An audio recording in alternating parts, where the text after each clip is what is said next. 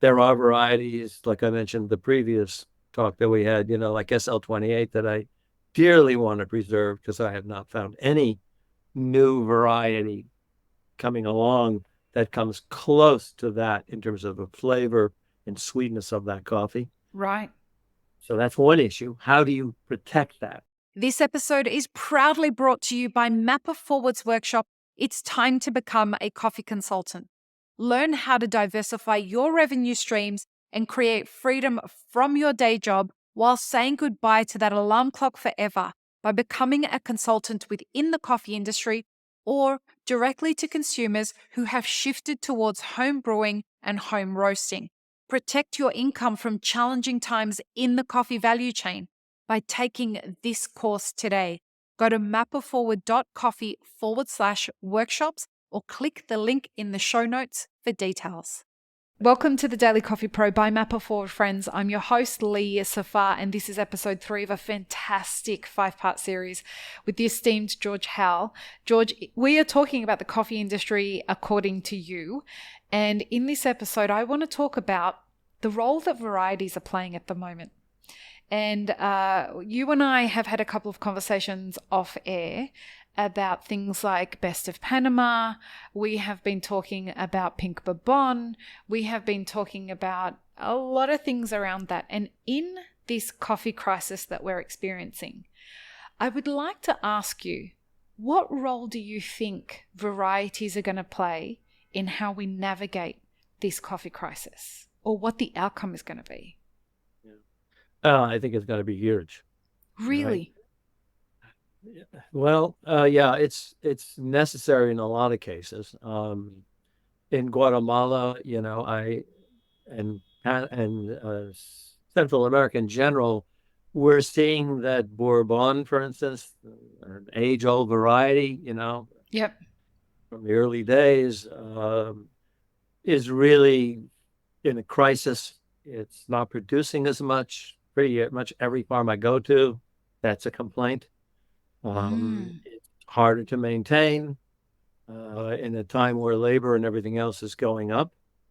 And Farmers are not getting paid the price they should be for coffee that requires that much attention, that much labor, and that much space.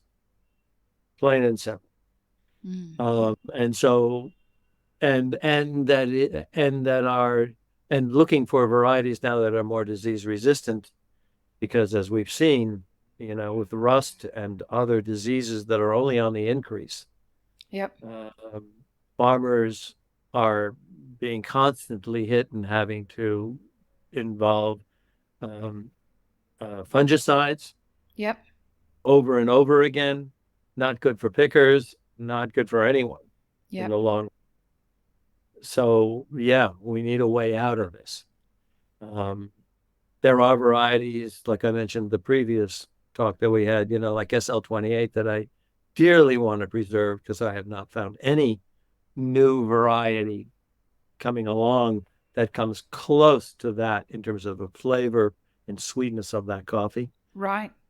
So that's one issue. How do you protect that? How do you form a ring around it so that nothing comes up? Or, does regenerative agriculture have solutions that we're not aware of yet that can help us resist that without poisoning the earth further, right? And then there are new hybrids that are coming up that is really fascinating. Hmm. One in Guatemala, La Soledad in Acatenango turned Jenny and me onto that, the H1, uh, which I believe is an F1 type hybrid, Okay. right? Have they got Uh, it to F2 yet? and there's now it's F10, right? F10. Which is very similar, which I have not tried enough to really comment on the flavor, but very similar to the H1 flavor wise, but that has a better root system, I understand, right? Hmm. Et cetera. It's an improvement. But the H1 we really love. It's really good. It's a coffee, right? It's Right. really got full coffee flavor, which in and of itself is delicious. Yeah. It may not have the floral and whatever, but it's incredibly satisfying, right? To drink. It really is. Um, it's like a Rhone wine or something. Oh, That wow. body richness. So we've been buying that. That's considerably more expensive because you're talking about coming from a leaf culture as opposed to seeds. Right. Uh, so we're paying more for it. So it means that I'm not going to sell as much. I can buy less. I buy it and I can sell it, but I But there's can't not, sell it right. in that quantity Because like you I don't have the can. customers This is that will it. pay. Right. So, and you are, in order to stay alive, you've got to serve a lot of customers in a wide range of economies, right? Of their own. Um, Yeah. so, so the H1 was very exciting and opened my strong prejudices against anything involving robusta, right? You're The being more so coffee racist. we're all learning. We've come a long way. It sounds like you're open to like cultural training around Robusta. Well, yeah, it's certainly that way. It is. I mean, genetics are getting more Yeah. complex with Yeah. time and more time. And the more we get into the detail, the more you can take some things and not others, ideally, right? Well, we may Certainly, get to the point where we're beggars can't be choosers. yeah, yeah. Do you agree? Yes, I mean it's it's so expanding right now, and it is so uh you know the other one is weirder. So wait a minute, there's the H1, which is definitely developed through research and such, Okay. and then there's Pink Bourbon, which God knows where it came from, Right. right? Somebody knows. Well, I'm getting multiple stories. Okay. Would you like me I to look into that for you, sir? go to find out. Yeah, but there's more than one version right now. Uh-huh. It's definitely seems to be out of Colombia. Huila is Mm. what I'm told. There's another one, Chiroso, Catura Chiroso, which Okay. I've tried one, which was okay. So I haven't had enough of it, right? Mm-hmm. Know anything yet, but that's another one that's being talked about. But Pink Bourbon has absolutely floored me, right? I mean, Jenny got these samples. She was blown away by one of them. I wasn't sure. We brought it in here. She does a lot of the cupping now. Mm-hmm. She's young, She's young. right? We And got to get Jenny on the podcast. good at it. Mm-hmm. Uh, and so we have it, and it's um, it's. I just had it this morning. It was really good. Calamar, right? Okay. Uh, so we're going to go visit Calamar definitely a little bit later this year. Do Period. do you Right? do you Yeah. worry that these things are going to go under threat? The conversations I'm having at the Yeah. moment are that there are multiple forces that are taking away these beautiful coffees that we all desire, whether it's climate, whether it's labor, whether it's other cash crops that make more Okay. money. Pink Bourbon's really interesting because it's seed. One, two. I'm 99% sure it's apparently quite productive, Okay. and it seems to have more disease resistance. Wow. I don't know, Okay. right? Again, these are twinklings. Right. And questions that need to You be need to answered. visit and buy for the next year or two, Right.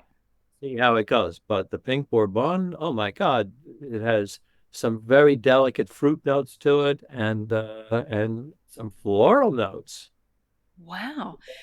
are uniquely its own, right? I haven't, that's the thing, the difference between cupping to me and drinking the coffee. It's Mm. coffee that you experience from hot to cold. And every time I brew it, it's a different roast than I had. And every roast is different than the last roast. You're seeing it. it's as if you were looking at a bouquet of flowers in this light and then that light and with this background, and it Right. changed. So you really get to like knowing a person, right? Personality. So it's by drinking it that you start to familiarize yourself, right? And we're in the initial stages of that. It's a romance story, George. It's a Alamar, love story. it's a love story with all these different coffees, right? And Yes. they can do.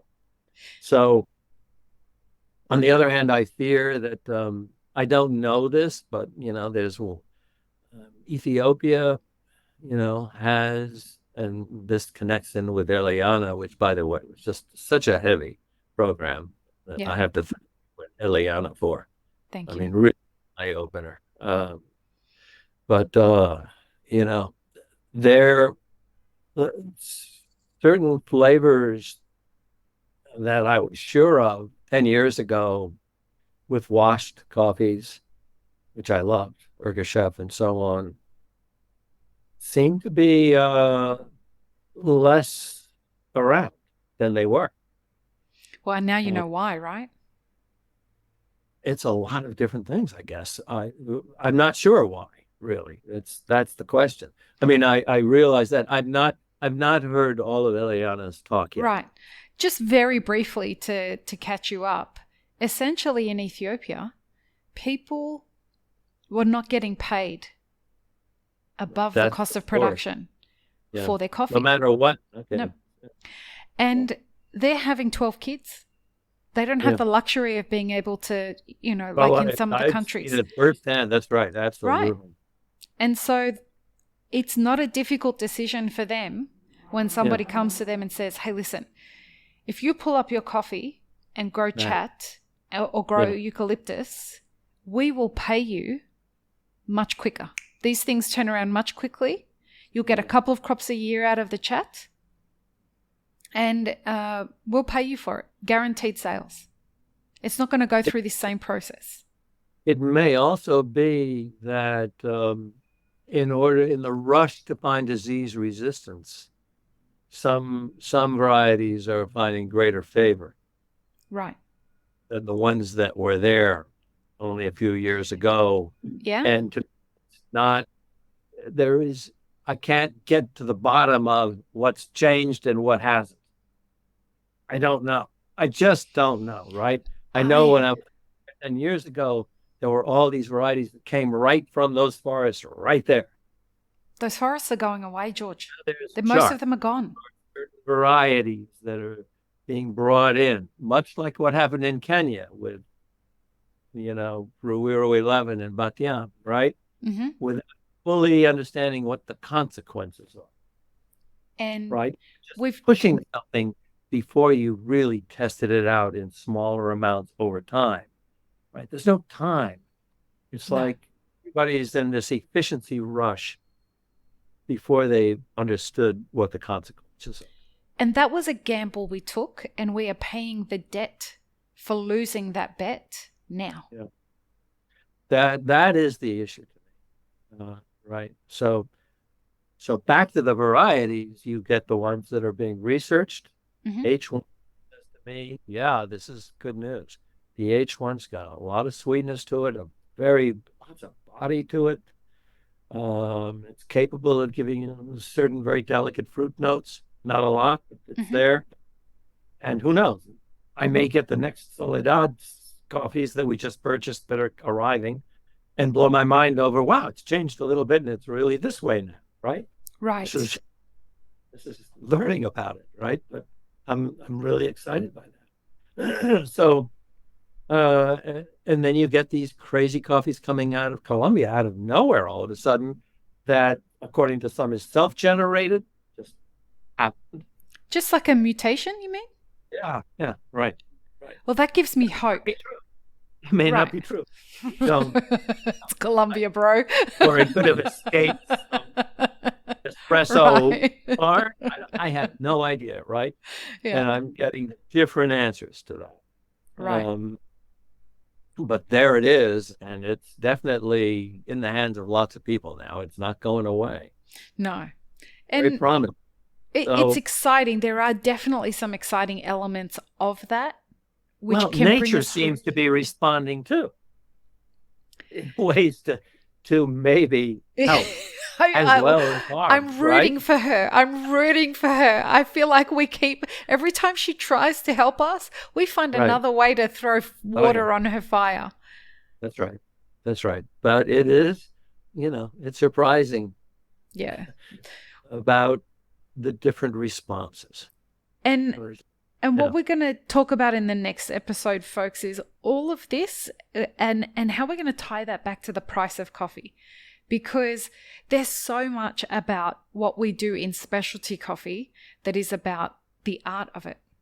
And a lot of people say, when I speak to people who come into this industry that are talking about, I want to sell my products into specialty coffee, or I want to, innovate in specialty coffee. And I ask them, I'm like, what do you think of the specialty coffee industry?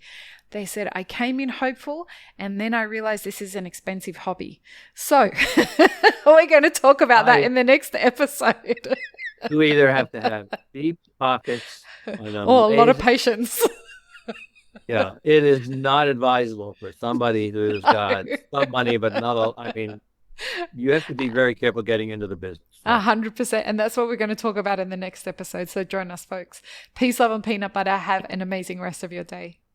I really hope you enjoyed this episode, friends. Please don't forget to show us some love by subscribing, liking, commenting, and most of all, sharing this podcast with your friends. Check the show notes for links, including our sponsors and our Patreon. And stay tuned for more great conversations on the Daily Coffee Pro by Mapper Forward.